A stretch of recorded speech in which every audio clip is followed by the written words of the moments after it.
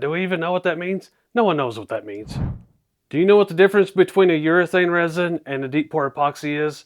I'm going to do my best to try to figure out a way to explain that. Let's do it. Before we get started, I'll introduce myself. My name is Jake, and I do a live show every Saturday called Saturday Morning Cartoons at 10 o'clock a.m. Central Time. On my channel, I use Alumilite Clear Slow on that thing all the time, and I have used some deep pour epoxies also.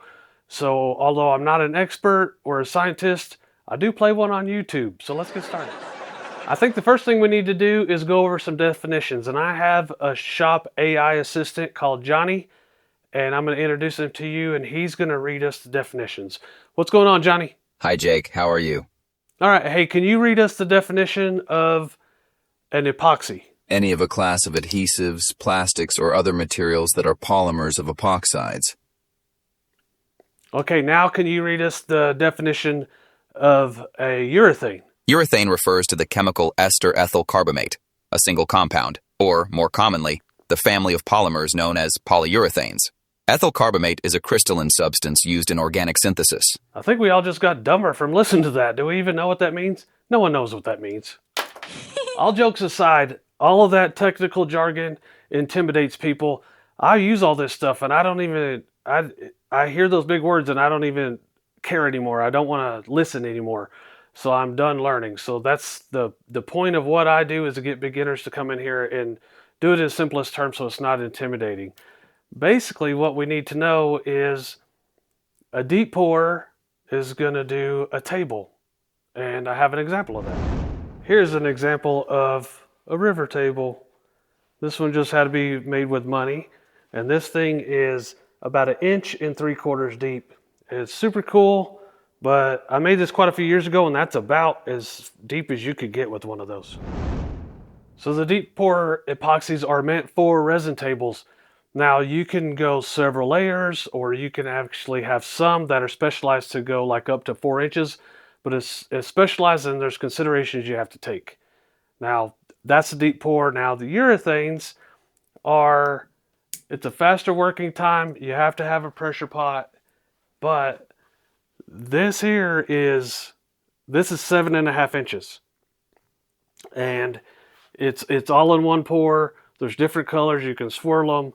But the thing is, it's by weight, and you have to use a pressure pot. Like, you have to use a pressure pot. It'd be full of bubbles if you don't. Another example of it is this one we just made this weekend. This is over 4 inches.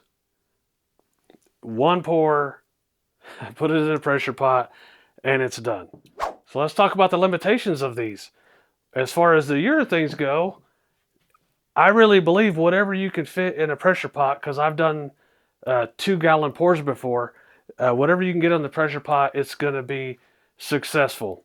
Now the limitations for the deep pour is going to be, once you go above a certain depth, you're going to have fans on it and the room cool to a certain thing. There's plenty of videos online about how people get around this, but it's crazy. But you can also do multiple layers to get to the thickness you want, but then there's a process to that too. So as far as depth goes, there's pretty much the depth limit on this is the pressure pot. I've made things a lot taller than this. The depth limit on that is going to be however high you can go with multiple pours, but the higher you go, the more it's going to be likely that it's going to thermal crack or something like that.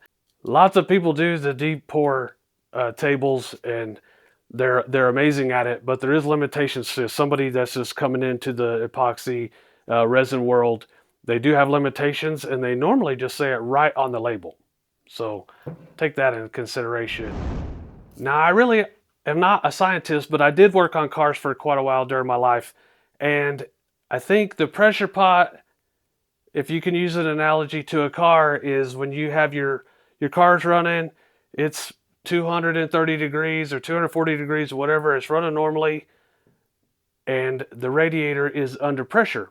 So if you go over there and take off the radiator cap, now it boils, and now it spews everywhere, and it does all this crazy stuff.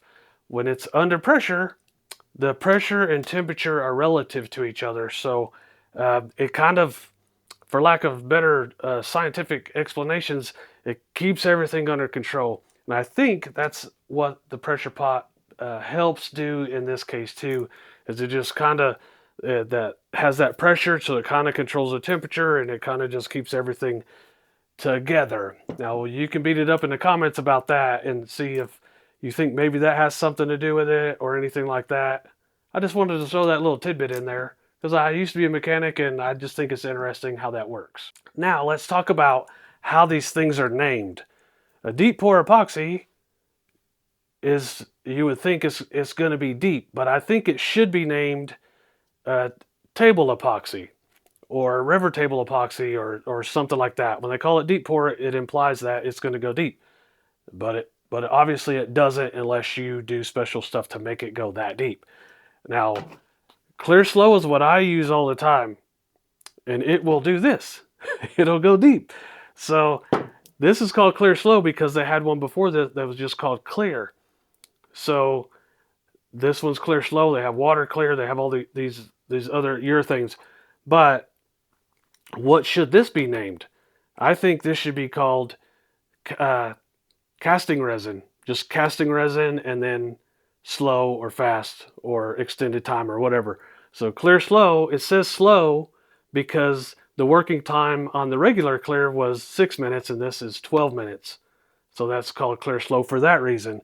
So let's talk about it in the comments. What should all these things be named? This should be pretty fun. And hopefully Alumilite will tag the most popular one. So if you like what someone says, go down there and like their comment, and then we can put it up at the top. But what do you think that these different resins should be called? The casting resins, the urethanes, what should they be called? And what should the deep pour really be called? So let's do that.